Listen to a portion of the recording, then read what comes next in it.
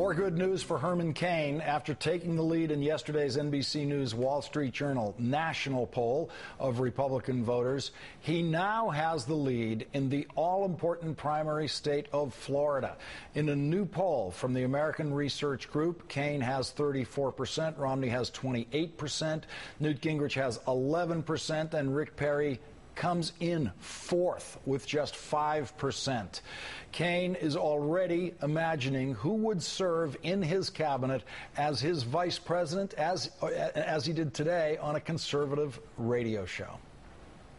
There are some people in Congress that are very, very good, that I respect and admire, that I would love to have on my team, whether that would be in a VP slot or whether that would be in a key cabinet slot. I'll give you a name, like Representative Paul Ryan, Senator Jim DeMint, people who are not afraid to challenge the system, people who are not afraid to put on the table what we should do and not just what we think we can get done. Newt is he's a brilliant mind, and I don't know how things are going to turn out, but I am going to call upon Newt Gingrich to assist me at some point, some way, because he brings so much knowledge and insight to this whole process, but more importantly, to the problems we face in this country.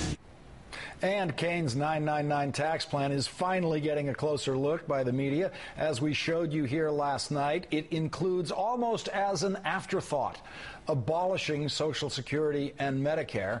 No Republican seems to have a problem with that, but ultra-conservative, anti-tax lobbyist Grover Norquist opposes the plan because it creates new taxes.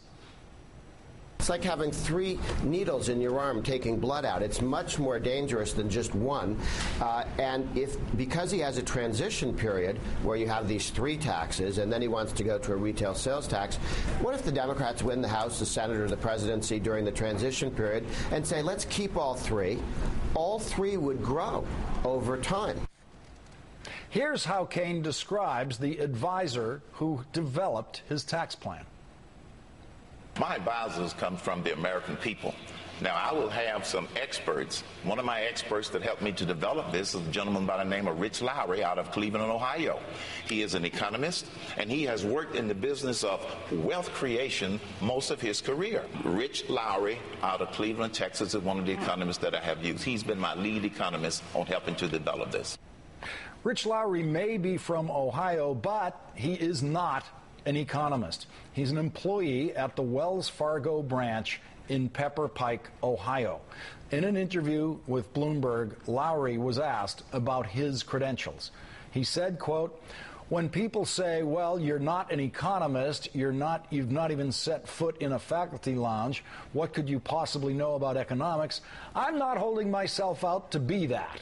We're just focused on simple truths of economics, the same way it doesn't take a PhD in physics to know what would happen if I held a bowling ball and then dropped it."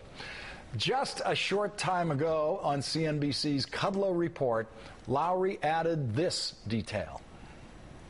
My interest in economics started with you in 1988, and first let me say in front of the whole world, thank you, Larry, and God bless you.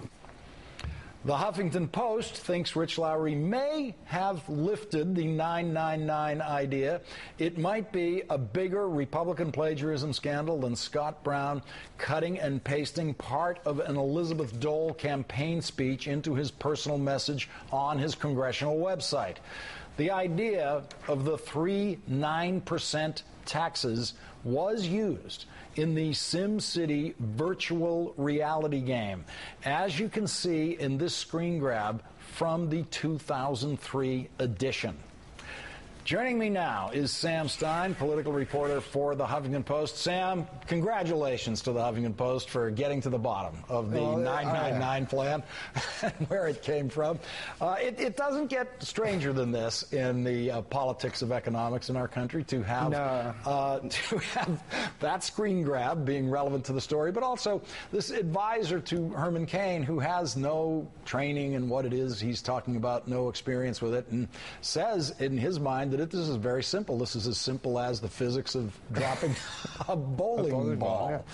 Well, first of all, we CC'd the Pulitzer Committee. Reporter Amanda Turkle did for the SimCity piece that we put up. It was sort of a bizarre coincidence, and we're wondering if Rich Lowry is a secret gamer. This 999 plan, more coverage for this plan than any proposal that will never be enacted into law, I think, in the history of politics. It's obviously dead on arrival, both because conservatives like Grover Norquist don't like it. You can easily demonize it as the sales tax component of it, as it was demonized as a tax on common goods like milk or beer or bread or anything like that. And if Herman Cain were to get through the primary and into the general election, Democrats would likely love this because they can say you're lowering the personal income tax rates for the wealthiest Americans down to 9%. It's a huge giveaway to the wealthy. So, this thing is a nice, simple gimmick that has vaulted Mr. Cain up into the ranks of the Republican primary election, but it's so unserious and so unlikely to pass that it's almost a wonder that we're spending this much time analyzing it. Well, but the wonder of it is that it could be the essential plan of the Republican frontrunner. The wonder of it is that it is popular with Republican voters who clearly at this stage don't really know what's in it. They're learning more, though. Let's watch Herman Cain's exchange today on the Daily Rundown with Chuck Todd. It was yesterday with Chuck Todd. The sales tax in the state of Florida or any other state, I'm not addressing that. That's going to be there whether we have the old system or the new system. So let's not muddy the water with that. That's a totally different situation. Now, when you look at the sales tax and the fact that we are taking out embedded taxes that are built into all of the goods and services in this country, prices will not go up. They will not go up. But will they go down? People who are stretching that, they will probably go down. Sam, that's Herman Cain not wanting to muddy the water with any state sales taxes that are already in place on the order of 8% and other amounts in other states, to which you would add a new 9%, bringing the sales tax in some states, up around 17%, something like that, on everything sold in the state.